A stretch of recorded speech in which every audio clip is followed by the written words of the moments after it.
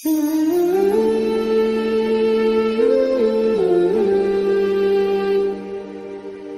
बिल्लाहि मिनश्शैतानिर्रजीम बिस्मिल्लाहिर्रहमानिर्रहीम अल्हम्दुलिल्लाह सुम्मा अल्हम्दुलिल्लाह। सूरह बकरा की हमारी 40 आयात कंप्लीट हो चुकी हैं। 50 आयात से आप लोगों से एक छोटा सा टेस्ट लिया जाएगा इसमें, ठीक है। आज हम आयत नंबर 41 से स्टार्ट करेंगे। शुरू करते हैं आज का लेसन। बिस्मिल्लाहिर्रहमानिर्रहीम। आयत नंबर 41, व आमिनु बिमा अनज़लता मुसद्दिक़न लिमा मअकुम वला तकूनु अव्वला काफिरिन बिही वला तश्तरू बि आयाति समनन कलीलन व इय्याय फत्तकून। वा और आमिनु ईमान लाओ, बिमा उस पर जो अनज़लतु मैंने नाजल किया, मुसद्दिक़न तस्दीक करने वाला, लिमा उसकी जो माअकुम तुम्हारे पास, वा और ला नहीं, तकूनु हो जाओ, अव्वला काफिरिन पहले काफिर, अव्वला पहले, काफिरिन काफिर। देख लीजिए, मैं आपको बार बार कहती हूँ और समझाती हूँ कि उर्दू और अरबिक में बहुत ही जो है वो रिजेंबलिंग, मिलते जुलते हुरूफ हैं, ठीक है। मिलते जुलते हुरूफ आपको मिलेंगे इसमें, और इसके अलावा आपको जो है वो थोड़ी सी कोशिश से, गौर करने से, अगर आपकी उर्दू अच्छी है तो फौरन आप क्लिक करेंगे, फौरन। लेकिन अगर आपकी उर्दू इतनी अच्छी नहीं है, आप उस पर जो है वो हुरूफ पढ़ेंगे। जैसे माइक बंद कर लीजिए, जिसकी तरफ भी ऑन है माइक। तो थोड़ी सी कोशिश से, या रूट वर्ड अव्वला अव्वल, ठीक है। काफिरिन काफिर, तो पहले काफिर, बिही इसके, वा और ला नहीं, पहले भी बता चुकी हूँ पूरे कुरान में ला का मानी नहीं आएगा। तश्तरू और इवज ना लो, बी आयाती मेरी आयात के, समनन कीमत, कलीलन थोड़ी, कलील थोड़ा, उर्दू में भी और अरबिक में भी। वइया या और मुझ ही से, फत्तकून फापस अत्तकून डरो तुम, यानी कि दिल में तकवा रखो, खशियत रखो, डर रखो, जिसकी ट्रांसलेशन है, और उस पर ईमान लाओ जो मैंने नाजल की, वो तुम्हारी किताबों की तस्दीक करती है, तुम उसके पहले मुनकिर न बनो, और मेरी आयात को थोड़ी कीमत पर ना फरोख्त करो, और सिर्फ मुझ ही से डरो। तो इस आयत का जो कलाम इस आयत का जो कलाम से ताल्लुक है,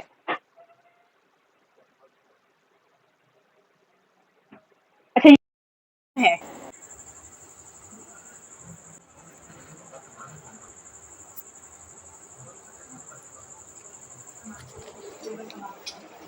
जी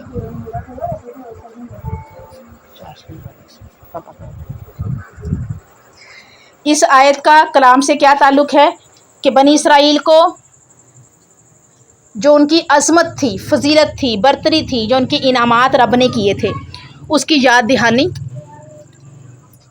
और अल्लाह का खौफ दिलाने के बाद नसीहत फरमाई है। नसीहत फरमाई है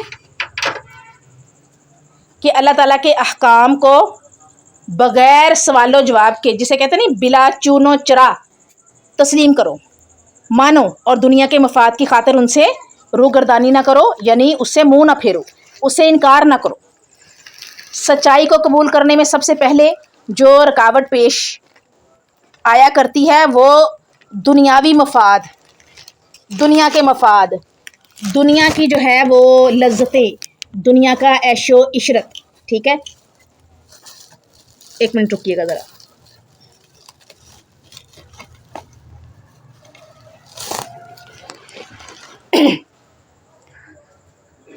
इसके अलावा ग्रोही तासुबात, जैसे कि आजकल आप देख रहे हैं, मसलक, अकीदे, फ़िरके, इनको कहते हैं ग्रोही तासुबात, ग्रोहबंदी कर लेना और फिर आपस में लड़ाई झगड़ा करना, ठीक है। ग्रोहबंदी कर लेना और फिर आपस में इसका लड़ाई झगड़ा करना, तो ये बहुत बुरी बात है। अल्लाह और उसके नबी ने इस चीज़ से मना किया है। और आदमी का, यानी कि इंसानों का कदीम रसूमात और नज़रियात पर कायम रहना, जैसे कि हमारे यहाँ अक्सर घरों में होता है, हम तो वो करेंगे जो हमारे बाप दादा करते थे, जो हमारे बाप दादा ने हम तक पहुँचाया, जो हमारे घरों में रस्म व रवाज है, जो हमारे ख़ानदान के रस्म व रवाज हैं, भले उसका कुरान और हदीस से कोई ताल्लुक़ ना हो, भले उसका अल्लाह के और अल्लाह के नबी के हुक्मों से कोई ताल्लुक़ ना हो, करना वो है जो बाप दादा ने पहुँचाया। हालांकि होना ये चाहिए जो नबी और अल्लाह ने और अल्लाह के रसूल ने, हमारे नबी सल्लल्लाहु अलैहि वसल्लम ने ہم تک پہنچایا ہم وہ کریں، لیکن ہم اڑے ہوئے ہیں، پھنسے ہوئے ہیں دنیاوی مفاد میں، گروہی تعصبات میں، آج کل کے رسم و رواج پہ، اپنی جو آباء و اجداد کے نظریات پہ، جنہیں چھوڑنا نہایت مشکل ہوتا ہے. ٹھیک ہے، اس میں انسان کو وقتی مفادات، ماضی کے نظریات اور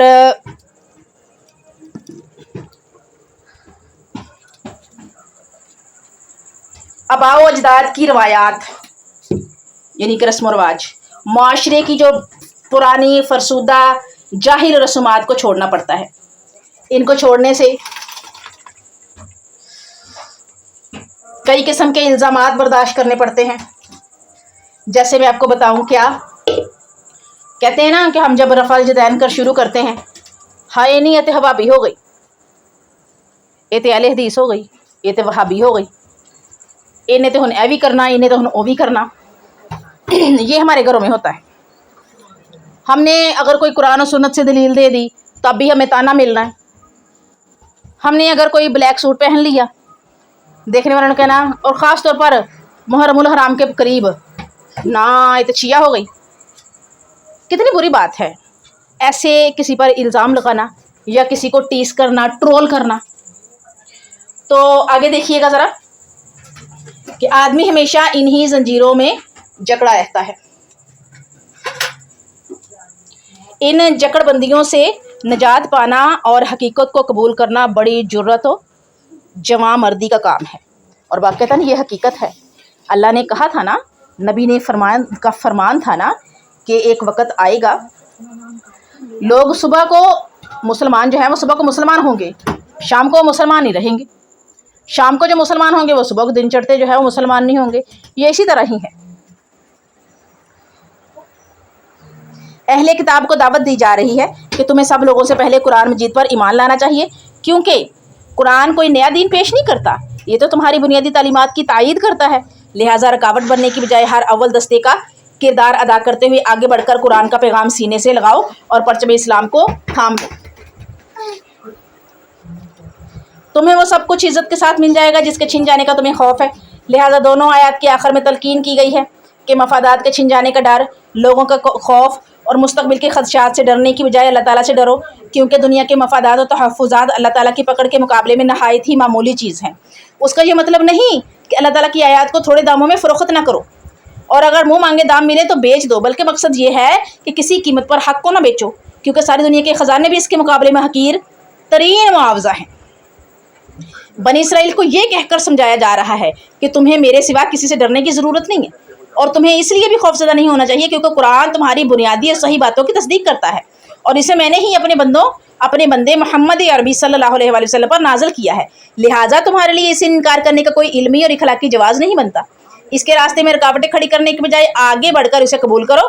دنیا کے معمولی مفاد اور عارضی وقار کی خاطر میری آیات کے ساتھ سودے بازی نہ کرو، کیونکہ میرے ارشادات کے مقابلے میں دنیا کی حیثیت ذرے کے برابر بھی نہیں ہے. اس حقیقت کو نبی کریم صلی اللہ علیہ وآلہ وسلم نے ایک موقع پر یوں بیان فرمایا ہے. صحیح مسلم میں کتاب الزہد حضرت جابر بن عبداللہ بیان کرتے ہیں کہ رسول اللہ صلی اللہ علیہ وآلہ وسلم بازار کی ایک جانب سے داخل ہوئے، آپ کے ساتھ لوگ بھی تھے. آپ ایک مردہ بکری کے بچے کے پاس سے گزرے. آپ نے اس کے کان کو پکڑ کر پوچھا، کون اسے 1 درہم کے بدلے لینا پسند کرے گا؟ صحابہ کرام رضی اللہ عنہما نے کہا، ہم تو اسے کسی چیز کے بدلے بھی لینا نہیں چاہتے، اور ہم اس کا کیا کریں گے؟ آپ نے فرمایا، کیا تم اسے پسند کرتے ہو کہ یہ بکری کا بچہ تمہارا ہوتا؟ صحابہ کرام رضی اللہ عنہ نے کہا، اللہ کی قسم اگر یہ زندہ بھی ہوتا تو کان چھوٹے ہونے کی وجہ سے اسے قبول نہ کیا جاتا، اب یہ مرا ہوا ہے تو ہم کیسے اسے پسند کریں گے؟ آپ نے فرمایا، جیسے تمہارے نزدیک یہ بکری کا مردہ بچہ بڑا ہی حقیر ہے، اللہ کی قسم دنیا اللہ کے نزدیک اس سے بھی زیادہ حقیر اور ذلیل ہے. اسی طرح سے صحیح بخاری میں کتاب التفسیر القرآن کہ حضرت ابو ہریرہ رسول اللہ صلی اللہ علیہ وآلہ وسلم سے بیان کرتے ہیں، آپ نے فرمایا رضی اللہ عنہ، حضرت ابو ہریرہ رضی اللہ عنہ رسول اللہ صلی اللہ علیہ وآلہ وسلم سے بیان کرتے ہیں، آپ نے فرمایا، یقیناً روز قیامت ایک بڑا اور موٹا آدمی لایا جائے گا، اللہ کے ہاں اس کا مچھر کے پر کے برابر بھی وزن نہ ہوگا. فرمایا، یہ آیت پڑھو، قیامت کے دن ہم ان کافروں کے لیے ترازو قائم نہیں کریں گے. اب پادریوں کا ذکر لے لیجیے، پادریوں کی دنیا پرستی. جس تورات اور انجیل یعنی بنی اسرائیل کا تذکرہ ہے نا، جس تورات اور انجیل کی قرآن نے تصدیق کی وہ وہی تھی جو موسیٰ علیہ السلام پر نازل ہوئی، مگر نزول قرآن تک ان کتابوں کے کچھ حصے नज़ुल कुरान तक इन किताबों के कुछ हिस्से आमेज़श और तहरीफ और नुक्स का शिकार हो चुके थे, जबकि बाज़ हिस्से बिल्कुल नापेद हो गए थे, बाज़ हिस्से बिल्कुल ख़त्म हो गए थे, उनका पता ही नहीं था कि असल कहाँ गए हैं, क्योंकि वो जैसे जैसे तहरीफ होती गई वो अपनी चीज़ें उसमें ऐड करते गए और जो अल्लाह की तरफ से थी वो निकालते गए। तो जब जो निकालते गए, बाप ने निकाली है, आगे बेटे को पता ही नहीं है कि बाप ने क्या निकाला था किताब में से। पादरी जो है, पादरी बाप और उसके आगे उसका बेटा, बेटे को पता ही नहीं है कि मेरे पादरी बाप ने जो है वो बुक से क्या निकाल दिया, और उसके जगह जो नया शामिल किया है वो कौन सा शामिल किया है, कहाँ से निकाला है, तो नापैद हो गए ना। लिहाजा कुरान ने जहाँ इन किताबों की मुजमिल तस्दीक की है, वहाँ ये भी बताया है कि वो तहरीफ और तब्दील का शिकार हो चुकी है। गोया कुरान के अपने अल्फाज में अगर वो इन किताबों का मसदक है तो वो उनका मुहिमन भी है, यानी कुरान जो है वो इन किताबों की तस्दीक करने वाला है, लेकिन उसका इनकार इस तरह से करता है कि ये किताबें अल्लाह की तरफ से नाज़िल ज़रूर हुई हैं, लेकिन वक़्त के साथ और इन जो मजहबी उलमा थे उनकी मफाद परस्ती, दुनिया परस्ती की वजह से बाज़ हिस्से तहरीफ हो गए हैं, यानी कि बदल दिए गए हैं, बाज़ नापैद हो गए हैं, पता ही नहीं है कि असल हुक्म कौन से थे।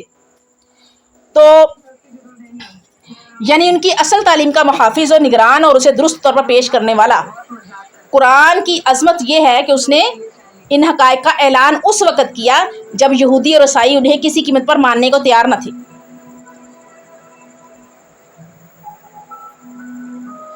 अच्छा जी, आगे देखिएगा ज़रा कि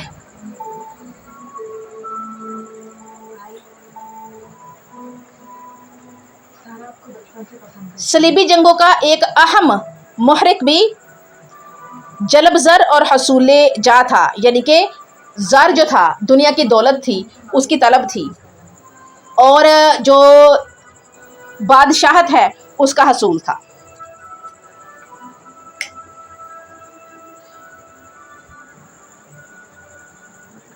अल्लाह ताला के अहकामात को छोड़कर दुनिया कमाना उसकी आयात को मामूली कीमत पर फ़रोख्त करने के मतरादफ है, यानी अल्लाह के अहकामात को छोड़ना और दुनिया कमाना उसकी आयात को मामूली कीमत पर फ़रोख्त करने के मतरादफ है। अल्लाह की किताबों पर पूरा यकीन रखना चाहिए, अल्लाह से ही डरते रहना चाहिए। जी, आयत नंबर 42,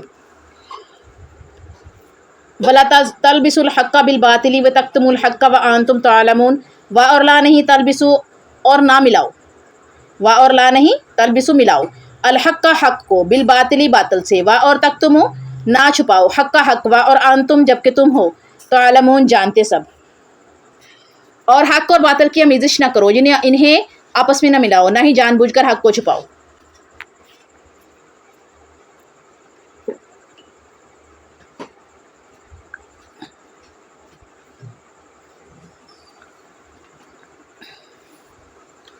जी, इसका जो पिछली आयात हमारी जो टॉपिक चल रहा है, अब स्टार्ट हुआ है बनी इसराइल का। क्या कनेक्शन है इसका कि बनी इसराइल को ख़िताब जारी है, दुनिया के फ़ायदे की खातिर हक़ व बातिल को नहीं मिलाया करो, हक़ व बातिल का आपस में इल्तबास ना करो, हक़ व बातिल को आपस में ना मिलाओ, बल्कि नमाज की सूरत में हकूक़ अल्लाह और ज़कात की शक्ल में हकूक़ुल इबाद का एहतमाम करते हुए, नमाज में रुकू करते हुए उसे जमात के साथ पढ़ा करो। बनी इसराइल के उलमा और सियासी रहनुमा ने ना सिर्फ अपने मफादात पर शरीयत के अहकामात कुर्बान कर दिए, बल्कि जो अहकामात उनकी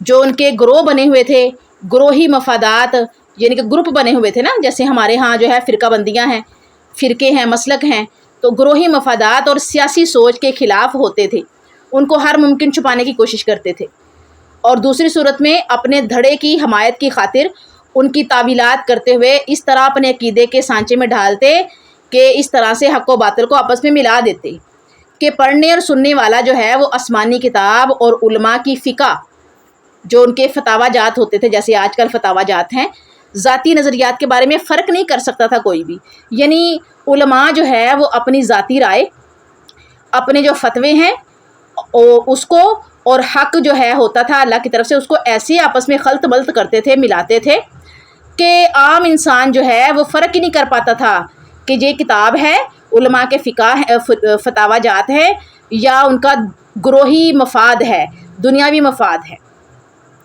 انسان اس وقت کا جو امتی تھا وہ فرق نہیں کر سکتا تھا کہ ان میں تورات اور انجیل کی اصل عبارت کون سی ہے، بلکہ وہ ان کے جو ہے وہ مسائل فقہ کے اور ان کی جو مختلف قسم کی بنیادیں بنائی، انہوں نے تعویلات دی تھی، دلائل دیے تھے۔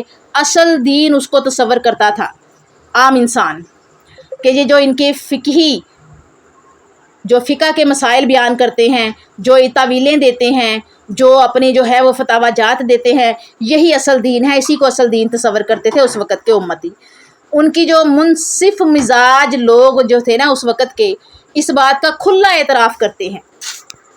جو منصف مزاج لوگ ہیں نا، یعنی کہ جو انصاف پرست لوگ ہیں، انصاف کرنے والے لوگ تھے اس وقت اور اب بھی ہیں، وہ اس بات کا کھلا اعتراف کرتے ہیں کہ انجیل اور تورات میں تحریف ہوئی ہے، انجیل اور تورات میں تحریف ہوئی ہے اور اس کو بدلا گیا ہے۔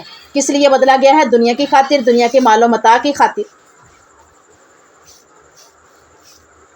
اس کے علاوہ جو ایک برنارڈ ایلن ایک تبصرہ نگار ہے، تبصرے میں درج کیا ہے اس نے کہ ہمارے پاس اس بات کی کوئی ضمانت نہیں ہے کہ اناجیل میں دیے ہوئے واقعات اقوال لازماً وہی کچھ پیش کرتے ہیں جو حقیقت میں واقع ہے اور جو کہا گیا ہے۔ اور یہ عیسائیت کا جو ہے تجزیہ اور مطالعہ اس نے کیا اور یہ بات بتایا۔ جبکہ حق چھپانے کے بارے میں اللہ تعالیٰ بیان فرماتا ہے سورہ بقرہ آیت نمبر 159، اسی سورہ بقرہ میں آپ کو یہ پڑھنے کو ملے گا کہ یقیناً جو ہم نے واضح دلائل اور ہدایت نازل کرنے کے بعد اسے لوگوں کے سامنے بیان کر دیا، جو لوگ اسے چھپاتے ہیں ان پر اللہ کی بھی لعنت، اللہ بھی لعنت کرتا ہے اور لعنت کرنے والے بھی لعنت کرتے ہیں۔ یعنی واضح دلائل کو، ہدایت کو، حق کو چھپانے والے پر اللہ بھی لعنت کرتا ہے اور لعنت کرنے والے بھی لعنت کرتے ہیں۔ استغفر اللہ۔ صحابہ کی خدا خوفی یہ تھی کہ حضرت ابو ہریرہ بیان فرماتے ہیں کہ لوگ کہتے ہیں کہ ابو ہریرہ بہت زیادہ حدیثیں بیان کرتا ہے۔